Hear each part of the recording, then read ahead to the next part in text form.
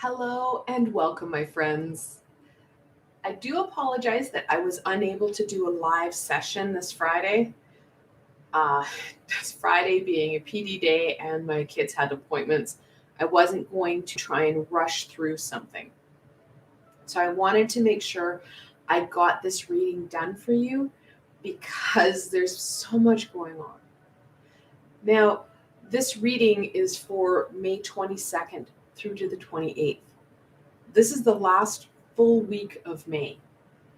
It's crazy how the time seems to be accelerating and we're seeing more and more things kind of come forward and we seem to be getting less done. So those intentions, that planning is going to be really essential, especially as we start to kind of cascade and tumble into the summer, because that summer solstice, it's coming up fast and furious. So for this week, I actually was looking at all my decks and I was like, I don't know which deck. And then I haven't used this deck in a long time. This is the Black Cat's Tarot. Absolutely thought it was essential. That playful, kind of animalistic, feline energy. And then I paired it with another deck that I haven't used in forever. And this is the Oracle of the Shapeshifters. It's a fantastic little deck. Oh, look, there's kitties there. Cats are really speaking to me this week. So the Oracle of the Shapeshifters. Wanted to pair it with something playful and fun, and this really spoke to me. Now, like always, both decks, there are links below to them. So you can check them out if you like the deck as I'm using it. All right, let's get into this week. What can my friends expect for the week of May 22nd through to the 28th? So crazy that we're already at the end of May. It just feels like we got into May. And now we're kind of almost out of May. All right, let's just see if there was anything else that the deck wants to share. Nope, feels good. All right. So the three that hit the floor. This, of course, would be the moon. It's the 18th card in the Major Arcana. It does talk about the unknown, and it talks about those fears that we have about the unknown. Let's be honest. Everything we've ever taught to be afraid of comes out in the dark. We need to be kind of overcoming those fears, embracing them, as you will find that even in the darkest of situations, there is light and hope.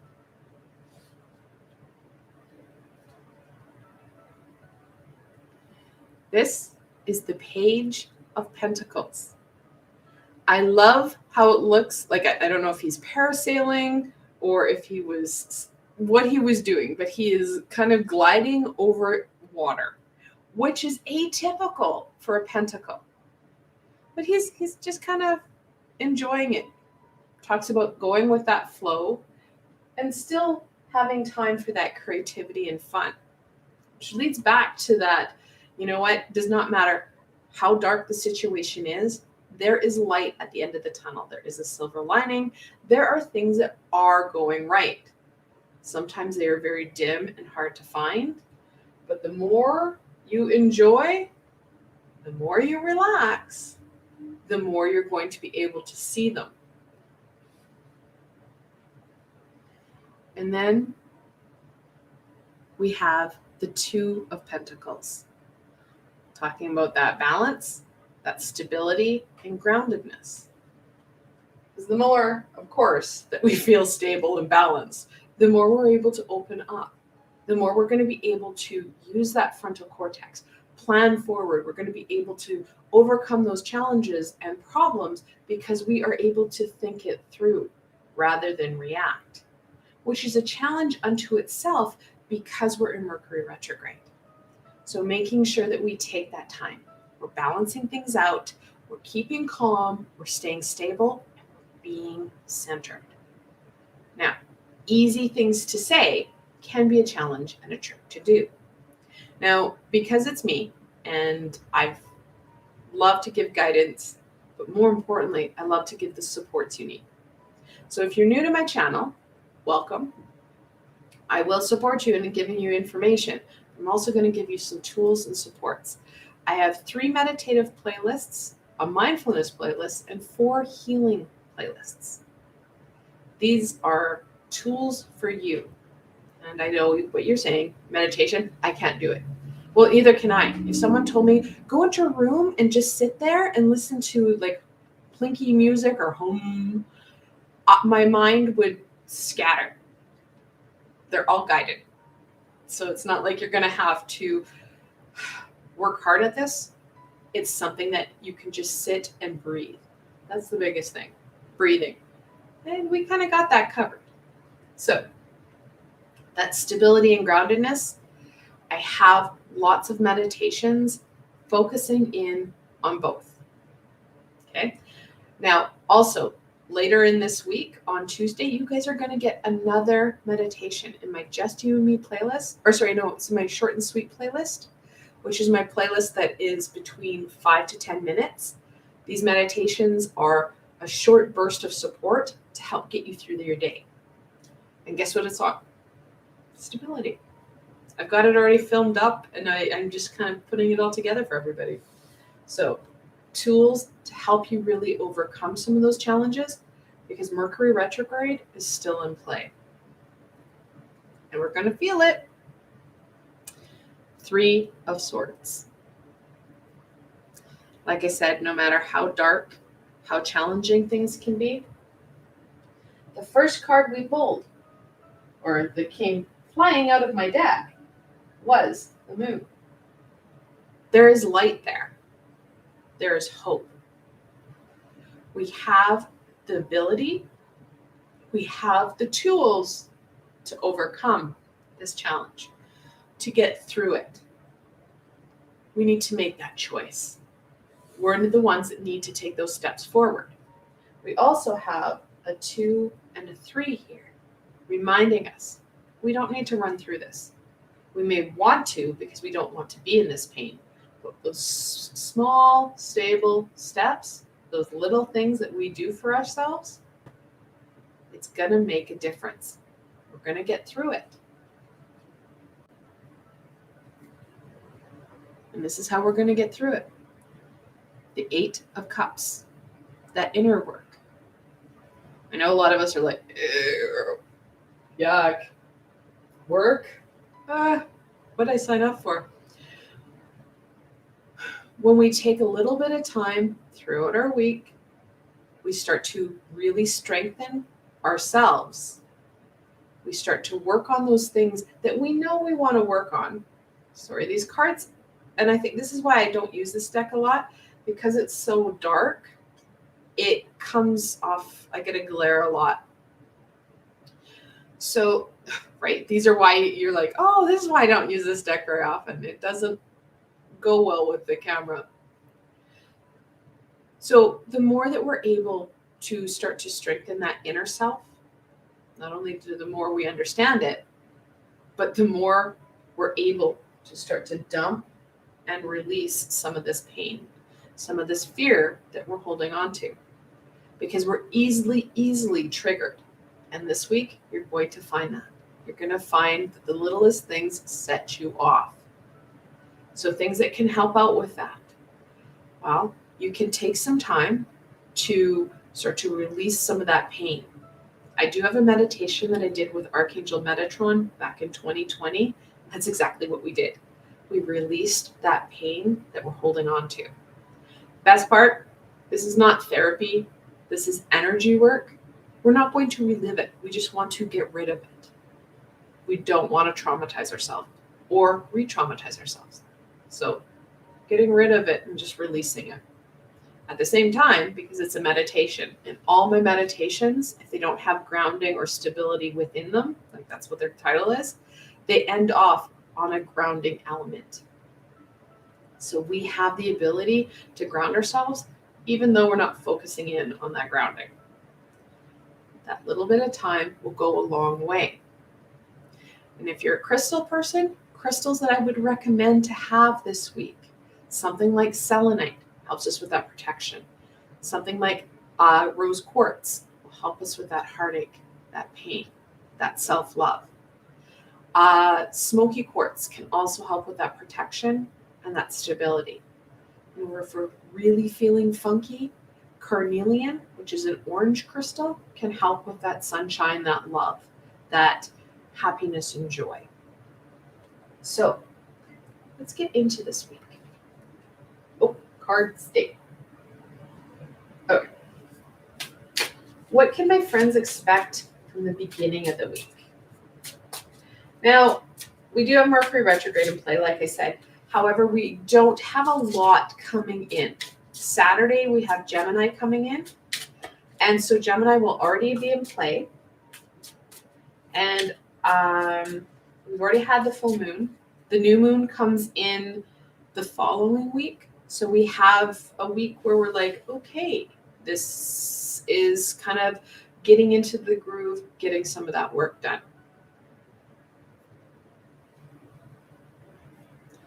I love this little cat. He's got his book and his sickle. He's just like, This is the Death card, the 13th card in the Major Arcana. So you know how I said we need to do a release? Well, the cards are being really clear. The Death card is a transition card or release card. This is exactly when we want to work on that, a release of the emotional baggage that we're holding on to. So going in, giving yourself about half an hour at max. My meditations max out, I think, at about the longest one I ever did was 45 minutes. And it tells you the time, right? Giving yourself a little bit of time, giving yourself time for reflection will support you in releasing this. You do not and should not be reliving the situations. That will not help you. We want to look and focus in on that light at the end of the tunnel, those silver linings, that hope, that joy. If you start to focus in on the pain, the heartache, the fear, you feed it, you give it more energy, so it gets bigger. It's a harder problem. If you take that breath, acknowledge, yep, I'm holding stuff, but I'm going to focus in on those tools, those supports, what's going right. You start to feed that light aspect, and it gives it more energy to grow. You're using the law of karma to your advantage, which helps with that release. So the beginning of the week, give yourself a little bit of extra time. And I would suggest, because we are in Mercury retrograde, and that reaction is very easy to be triggered, schedule it in. Get up a little bit earlier before the household wakes up, so you do have a few minutes. You can do a meditation. You can give yourself a time with your favorite coffee or tea and do some reflection. What do I need to release? What's holding me back? Again, don't traumatize yourself. Just say, you know what? Got lots of pain, lots of sadness, and then go forward. What do you want to achieve? Where is it that you want to go? How can you do that? How can you keep going forward? I know last week was really challenging because not only did we have Mercury retrograde, we had that moon that was very challenging. It was a full super blood moon. And then we also had the Tower in play last week. So there was a lot going on. There's even more to release this week. So giving yourself that time, schedule the dim. And don't dread it. Use it as a time to kind of decompress. Because if we start to dread it or go, oh, I don't want to do this, well, that's the energy you're putting into it. And you just add to that 3 of Swords rather than embracing that exploration, embracing that relaxed, explorative energy. Because we do have a page in play. That page is that innocent, childlike energy that's excited and enthusiastic about what's happening next. It doesn't matter what's going on, right? When you were a kid, things didn't bother us as much. We had time for play. We were more worried about who was going to be out, what we were going to do, and what we could get up to. It's that same enthusiasm and passion for life that we need to focus in on. And play. Don't forget to play, guys. Well, almost hit the floor. What about the middle of the week? What can my friends expect from the middle of the week? Now, this is, we'll have already had that new meditation that I'll be posting in on Tuesday, so that you can have an extra tool to support you. And like I said, it's in my short and sweet meditations. So that is one of those ones that you can use throughout your day, and it caps at 10 minutes. So the 6 of Cups. Now, this is that reminiscing card. But we need to be very mindful of that reminiscing. We don't want to traumatize or trigger ourselves. We can recognize, think of it as looking in on your situation from an outside perspective. Sure, this happened, right? Just broad. Don't get into detail. And if your heart center or your ego starts to go there, stop, breathe, and do something else. Something that's going to fill you. That light, that fun, that play, creativity, what have you. You don't want to traumatize yourself. You don't want to add more. You want to stay here. Process. Just like if you were reading a math problem. If Johnny ran up the hill and fell down, how many apples would he lose? You're looking very clinically at it. Do your Vulcan. Do not do that emotion. Okay, we already know it's going to be hard. We want to look at situations that we've overcome. And what did we do? It wasn't so much the situation. It's what tool did you use? What do you think you could have done differently to get a better outcome? And how can you use that information in your current situation? That's what you want. You want to give yourself more tools, more supports, more ideas on how to successfully overcome the challenge, start to overcome that fear, that pain, that heartache. We will continue to have challenges. We need to make sure that our toolbox is full, so when we are presented with problems, we go in and go, oh, here's my toolbox. Let's pull out what I want and need to successfully overcome this problem with an outcome that is not going to cause me more problems. So the middle of the week, that reflection is going to be really important. But big one, guys, we want to stay in control. We want to stay in that frontal cortex, that assessment, that planning, that critical thinking. And that's not meaning being critical of self. That means, what happened? How can I have done something differently? How could I have created an outcome that didn't cause as much problem? Or if you were able to overcome a problem, focus on that. How did you overcome it? What tools did you use? How can they be successful now? What do you need to do to tweak or alter them so it's even more successful? The 6 is about a balance. So we want the information, but we don't want to get stuck. We don't want to get stuck in the past, and we don't want to hyper-focus in on the future. It's a balancing act. So making sure that we take those positive things, those silver linings, forward. All right, let's go on to the end of the week. What can my friends expect from the end of the week?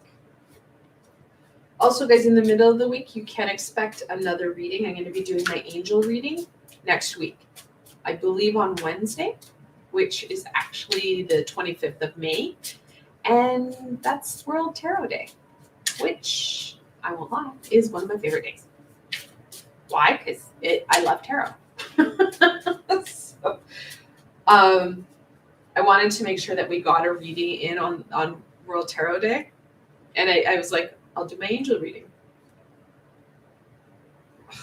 Yes. Thank you. The one or Ace of Wands. These funky things that look kind of like screws.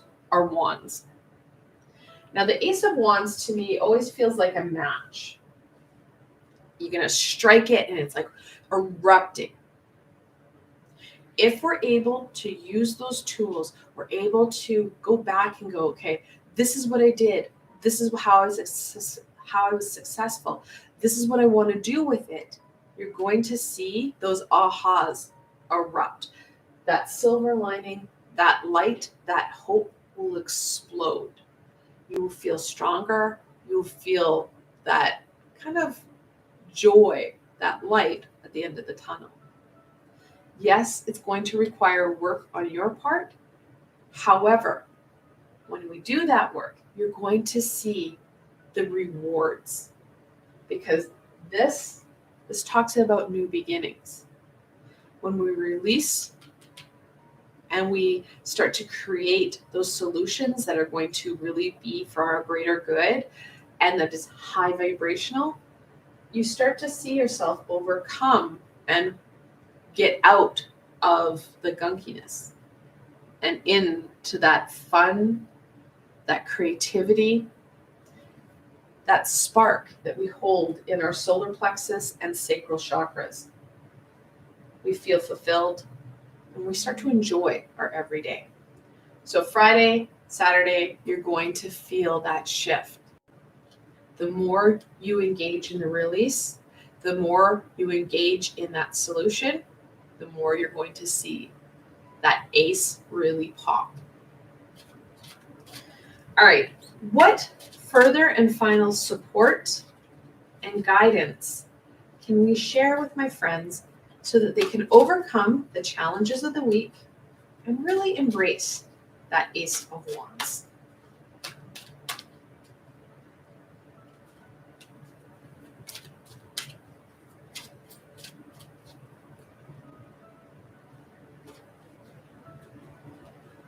I love it. The fairy ring. Oh, come on, guys. I love the fact that central and focal is that rabbit. Rabbits are all about that fertility, which really speaks and connects in with that Ace of Wands. And it says new skills, advanced training, rapid improvements, which connects into the Six of Cups that I was talking about. We're looking at those ahas, which really support that pop, which supports us in starting to feel that movement in that shift. We feel more in control rather than lost and very victimized. Oh my gosh. I will not even attempt that first word, but it is the Priestess of Time. It's spelled Quetzalcoatland.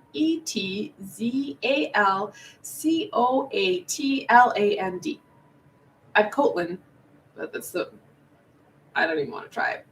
It says the time has come, the time to act now. I love the fact that we now have a dragon in play. We had fairies, we have dragons. Those high vibrational beings are starting to sneak in and really make themselves known. At the very beginning of this reading, I said, guys, we're already into the end of May. This is the last full week. That time, that we need that intention. We need to be very purposeful and very intentional right now, because we are going to see that time speed up. It's funny, as we get to the solstice, so the summer solstice and the winter solstice, that's when time really seems to speed up a bit for us. The summertime, it's always one of the fastest times. The week of Christmas, come on, it's so busy. There's so much going on, and we miss really setting those intentions and getting some work done that's going to be really meaningful for us.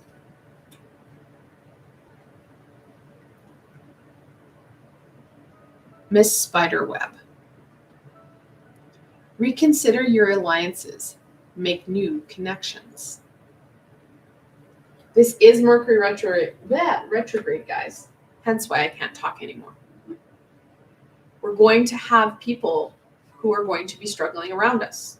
This is not just for us, where we're going to be like, oh, this is a crappy week. Mercury retrograde, the full moon, the shift into Gemini, that's impacting everybody. You're going to see that reaction, that sorrow, pain, fear, anger come up. And you're going to start to see some true colors come out this week. So some of those alliances you're going to see, you're like, ooh, maybe I should put some boundaries in play there. Or, oh, look at that. I never thought that person would be supportive, be open to what I'm open to. You're going to see that shift. So making sure that we're aware. We don't want to be too hyper-focused in on the problem at hand or focusing in at forward planning. Like I said, it's a fine balance. We want to stay here too. We want to see how the day unfolds for us, how things unwind, because there are people hidden in our everyday that can be valuable supports and allies as we move forward. And most importantly, they can be teachers as well, because teachers are not always that, well, teacher, right? They're not always at the front of the class. Sometimes those teachers are those hard lessons, those people that are quiet and supportive from the sidelines that we don't even acknowledge.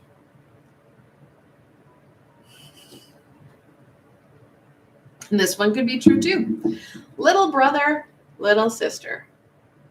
I love the little dragons. They are so cute. Siblings, younger friends, responsibilities. Like I said, teachers come in every form, including children, younger siblings, small kiddos, those unexpected.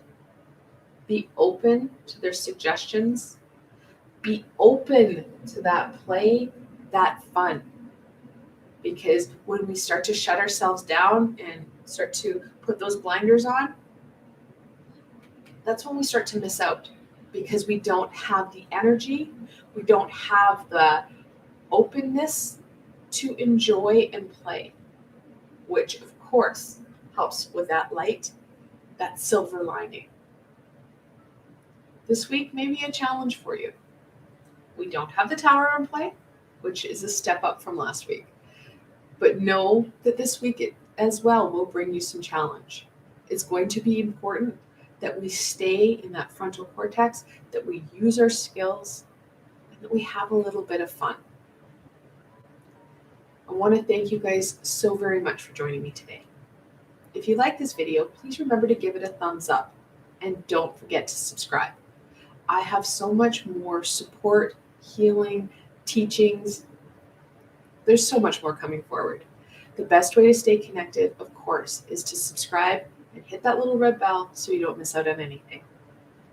Again, I want to thank you for joining me today. And until tomorrow, my friends.